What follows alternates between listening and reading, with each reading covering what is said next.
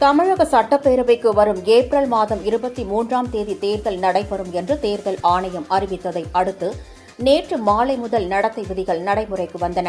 இதையடுத்து விழுப்புரம் மாவட்டத்தில் அரசுக்கு சொந்தமான இடங்கள் மற்றும் அதை சார்ந்துள்ள இடங்களில் உள்ள சுவர் விளம்பரங்கள், சுவரொட்டிகள் மற்றும் விளம்பர பதாகைகள், கட்சிக் கொடிகள் ஆகியவற்றை அகற்றும்படி வருவாய்த்துறையினருக்கு மாவட்ட தேர்தல் அதிகாரியும் ஆட்சியருமான ஷேக் அப்துல் ரஹ்மான் உத்தரவிட்டார்.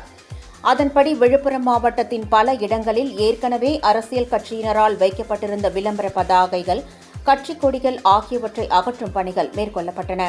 மேலும் பேருந்து மற்றும் ரயில் நிலையங்கள், பூங்காக்கள், பாலங்கள் ஆகியவற்றின் சுவர்களில் வரையப்பட்டிருந்த விளம்பரங்கள் மற்றும் சுவரொட்டிகள் அகற்றப்பட்டு வருகின்றன.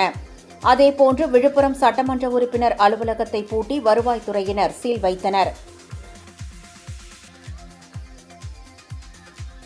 இதேபோல் சேலத்தில் இன்று காலை முதலே மாவட்ட ஆட்சியர் அலுவலக சாலை, பழைய பேருந்து நிலையம், அண்ணா பூங்கா உள்ளிட்ட பகுதிகளில் ஒட்டப்பட்டிருந்த சுவரொட்டிகள், விளம்பரங்கள், விளம்பர பதாகைகள் ஆகியவற்றை அகற்றும் பணியில் தூய்மைப் பணியாளர்கள் ஈடுபட்டனர்.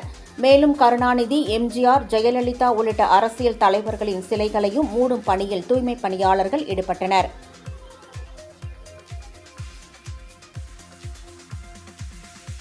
தருமபுரி மாவட்டத்தில் உள்ள பாலக்கோடு, பென்னாகரம், தருமபுரி, அரூர், பாப்பிரெட்டிப்பட்டி ஆகிய இடங்களில் உள்ள 5 சட்டமன்ற உறுப்பினர் அலுவலகத்தையும் பூட்டி வருவாய்த்துறையினர் சீல் வைத்தனர்.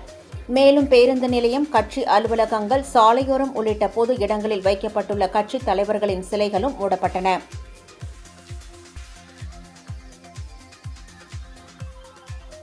ராணிப்பேட்டை மாவட்டம் அரக்கோணம் வட்டாட்சியர் அலுவலகம் அருகே வைக்கப்பட்டுள்ள திமுக போராட்ட பதாகை, அதேபோல் நகர எல்லைக்குட்பட்ட பல்வேறு பகுதிகளில் உள்ள கொடி கம்பம் மற்றும் சுவரொட்டிகள் இதுவரை அகற்றப்படாமல் இருப்பதாக குற்றச்சாட்டு எழுந்துள்ளது.